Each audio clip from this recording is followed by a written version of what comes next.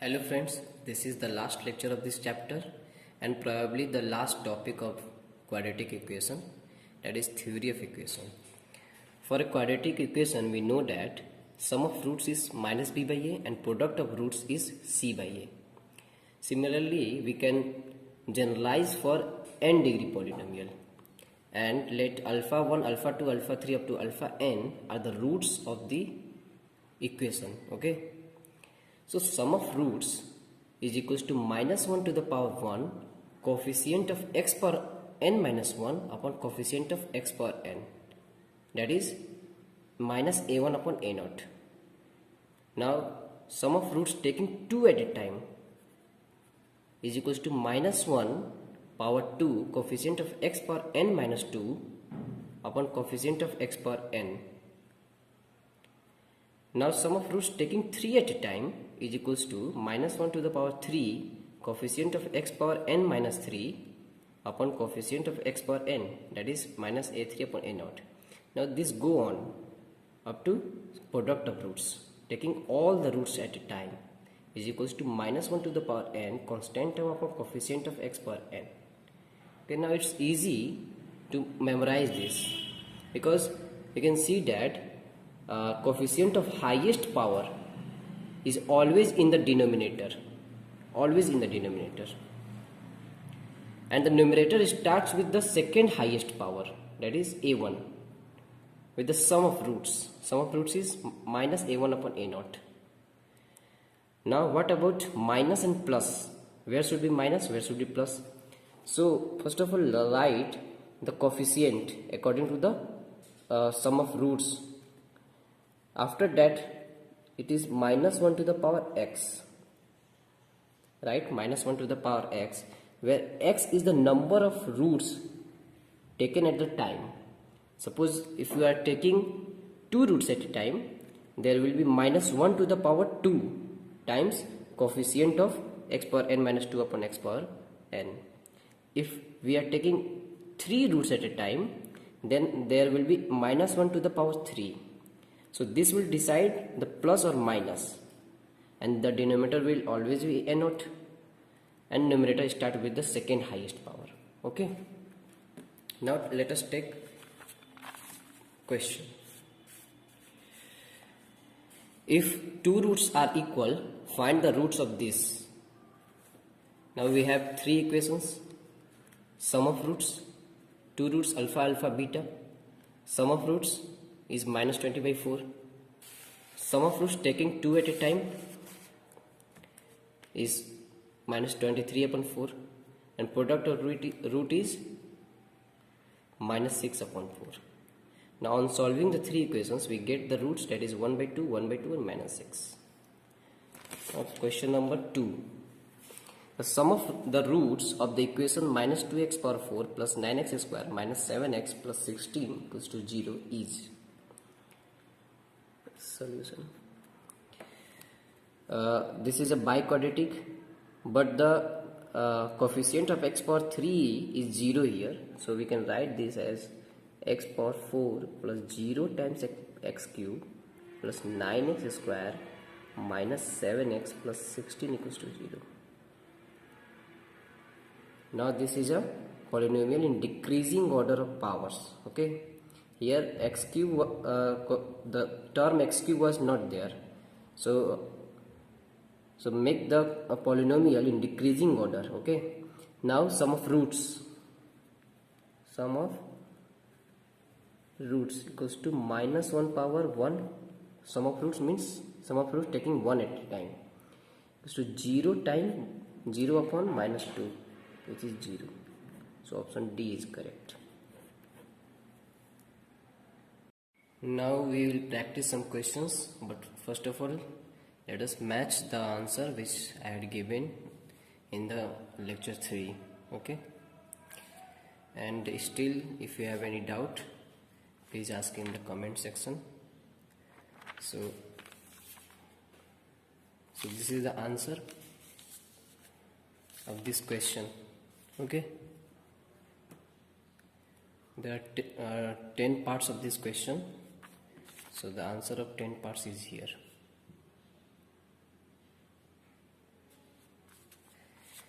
Now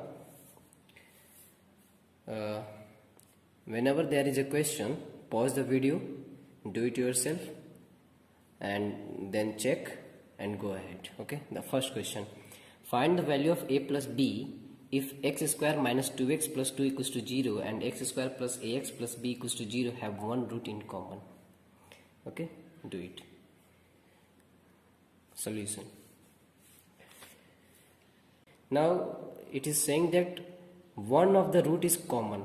Okay, if we assume this root common in both, then 1 minus iota will automatically be the other root of this quadratic equation. Okay, because if one root is imaginary, its conjugate will be the other root. We know that. So if if we assume any of the root, that is iota 1 plus iota or 1 minus iota to be common to x square plus ax plus b equals to 0, the other will also be the root. So the both roots are common. So a equals to minus 2 and b equals to 2. So a plus b equals to 0. Okay. Second question. If the roots of the quadratic equation x square minus 10ax minus 11b equals to 0 are c and d, and those of x square minus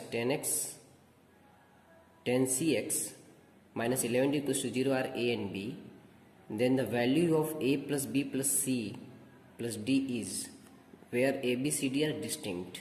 Okay. Solution. This is the solution. This is a very easy problem. Yeah, sum of roots of this equation. Find sum of roots of this equation. Put c here because c is the root. Put a here because a is the root, and you will get 4 equations, 4 unknown, and you can solve this. Okay. So this is the solution. Do it and then match your solution to this. And 1210 is the answer. That is option 1. Now third question. That is, it is asked in AIEEE 2012. The equation e power sin x minus e power minus sin x minus 4 equals to 0. Okay. These are the 4 options. Okay. Now the solution. Let us assume e power sin x t. You will get a quadratic in t, and then you find the roots 2 plus minus root 5. So but e power x can't be 2 plus root 5 or can't be 2 minus root 5. Okay, so there will be no real roots. So here is a question: why e power sin x can't be 2 plus root 5 and 2 minus root 5? Okay, because sin x, the range of sin x is minus 1 to 1. So the range of e is 1 by e to e. So a maximum value of e is something 2 point something, but it is 4 point something, 2 plus 2 point something. So the maximum value of this expression e power sin x is 1 by e to e, because the range of sin x is minus 1 to 1. So it is out of the range, so it can't be 2 plus root 5, and this is negative term, this is greater than 2, so this is negative, so this is also not in the range of this, so both our roots are not acceptable. So no real roots. Option 3 is correct. Question number 4. If alpha, beta and gamma are the roots of the equation x cube minus x minus 1 equals to 0, then 1 plus alpha upon 1 minus alpha plus 1 plus beta upon 1 minus beta plus 1 plus gamma upon 1 minus gamma has the value. These are the options. Solution. Now one way to do this is take the LCM, 1 minus alpha, 1 minus beta, 1 minus gamma, solve this properly, and you will get the terms in the form of alpha, beta, gamma like this, and then you can put the values here. But the another approach is that, let us assume y equals to 1 plus alpha upon 1 minus alpha. Okay, then alpha equals to y minus 1 plus upon y plus 1. Because alpha is the root of this cubic, alpha must satisfy this. So we put the value of alpha here. Now we get a cubic in y. So these are the roots of this cubic. Okay, so the sum of the roots will be the answer. So minus 7 is the answer. Okay, this is a nice approach. Generally a question came from this profile. Now another question which was asked in JEE 2011. Alpha, beta are the roots of the equation x square minus 6x minus 2 equals to 0. If an equals to alpha per n minus beta per n, for n greater than equals to 1, then the value of a10 minus 2a8 upon 2a9 is equals to this. So this is the solution. First of all, do it yourself. That's why I am hiding the solution, and then pause the video, and after that you will find the solution and then match your answer. The answer is 3, option 1. Okay, so this is the solution. Okay, now question number 6. Okay, it was asked in JEE Mains 2017. Let px be a quadratic polynomial such that p0 equals to 1 if px leaves remainder 4 when divided by x minus 1 and it leaves remainder 6 when divided by x plus 1, then these are the options. Okay, let px be px is a quadratic, so ax square plus bx plus 1. Why 1? Because p0 is 1, so c equals to 1. Now when we divide px by x minus 1, the remainder is 4, so we added the remainder, and there will be some expression gx. Okay, and this quotient, this is quotient, this is divisor, so we find p1. If you put p1, this will be 0 because 1 minus 1 0, so p1 equals to 4. Now p1, we can also find p1 here, so p1 equals to a plus b plus 1, that is 4 equals to a plus b plus 1. Now we get equation in a plus b equals to 3. Similarly, px equals to fx times x plus 1 plus 6, because it's saying that it leaves remainder 6 when divided by x plus 1. Okay, so this is the divisor x plus 1, so this is some quotient, some function of x, and this is the remainder. Now put p equals to minus 1. Okay, so that it becomes 0. Okay, so p minus 1 equals to 6. Put p minus 1 here also. We get another equation in AB.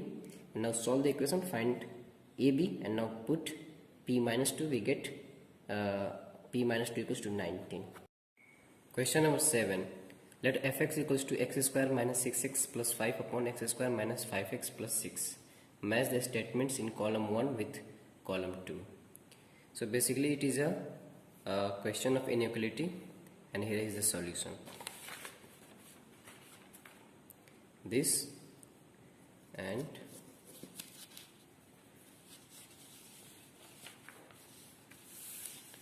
this. Okay, and here it is the answer. And if you still have problem, don't worry, I will make a special video lecture on inequalities.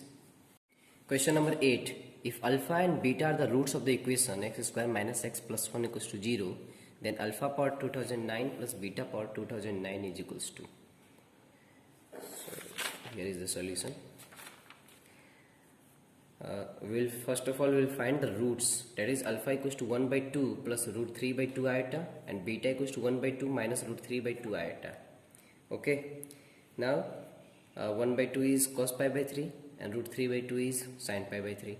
So we can write this alpha equals to cos pi by 3 plus iota sin pi by 3, and beta equals to cos pi by 3 minus iota sin pi by 3. Now we can write this as alpha equals to e power iota pi by 3 and beta equals to e power minus iota pi by 3. This is the concept of complex number. This is called Euler's formula. Okay, we'll learn it later in the complex number chapter. Okay, so alpha power 2009 plus beta power 2009 equals to e power iota 2009 by 3 plus e power minus iota 2009 pi by 3. Now we can write this back from Euler's formula, that in this cos and sine form. Now the term sine is cancelled. Iota sine 2009 pi by 3 and minus iota sine 2009 pi by 3 is cancelled out. So we have 2 times cos 2009 pi by 3, which can be written as 2 times cos 669 pi by 669 pi plus 2 pi by 3, which is equals to minus 2 times cos 2 pi by 3, which is equals to 1. Question number 9. We have done this kind of questions, but earlier we were finding the range, but here the range is given and we have to find the value of a and b. Okay, but the process is same. Okay, so make a quadratic in x square. Okay, and d greater than equals to 0, we will get a quadratic in y, and the coefficient of y square is minus 8, so it is parabola opening downward, and this is greater than equals to 0 for y minus 5 to 4. So this is the preferable graph, this is the preferable region for this. So we can say that minus 5 and 4 are the roots of this quadratic equation. So with the help of roots we can find the a and b, sum of roots and product of roots. So a square plus b square equals to 277. Question number 10 is really a nice problem, a good concept is here. This is the product of 3 quadratic equation, n equals to 0, and we have to determine the nature of roots. Okay, and PQRS belongs to real numbers. First of all, we will find the discriminant of all these 3 equations, because we know that everything, the nature of roots depends upon the discriminant. Okay, now p square, r square, s square all are positive, so everything depends upon q. So let us take 3 cases of q less than 0, q greater than 0, q equals to 0. Now when q is less than 0, this d1 will be positive, because p square is positive and q is less than 0, so this is positive, so d1 is positive. And similarly d2, d3, so it is d3 is also positive, but we can't say about d2, because this is positive and this is negative, because q is less than 0. So we don't know whether r is greater than q, r square is greater than q or not. So we can't say anything about d2 for surety. It may be positive, it may be negative, but we can say d1 is greater than 0, d3 is greater than 0 for sure. Okay, so this means if q is less than 0, this equation has at least 4 real roots. At least 4 real roots. Okay.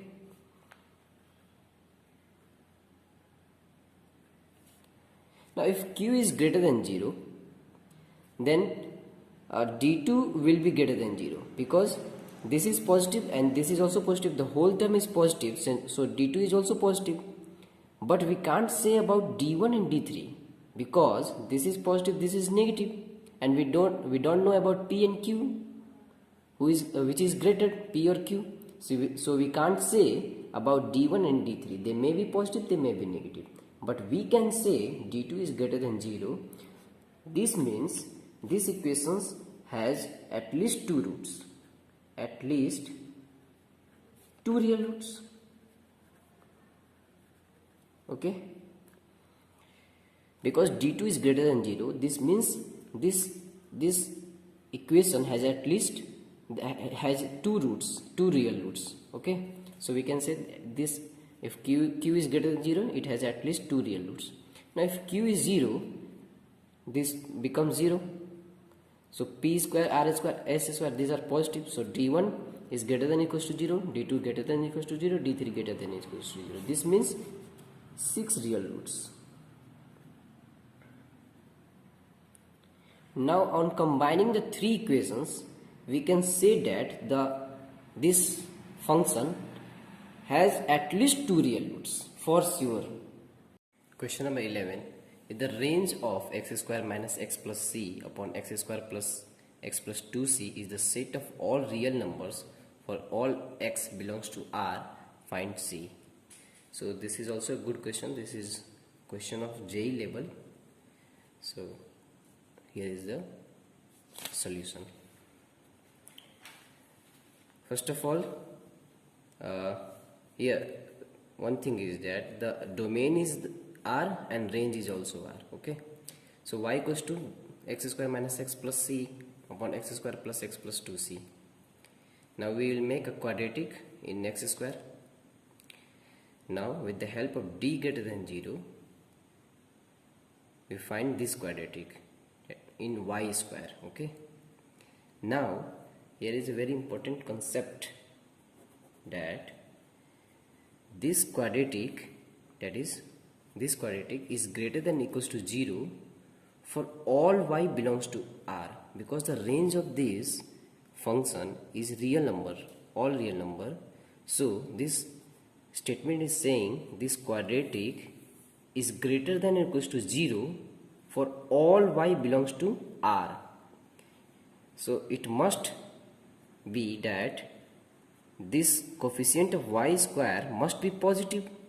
Okay, and d discriminant must be less than equals to 0, so that the graph will look like this.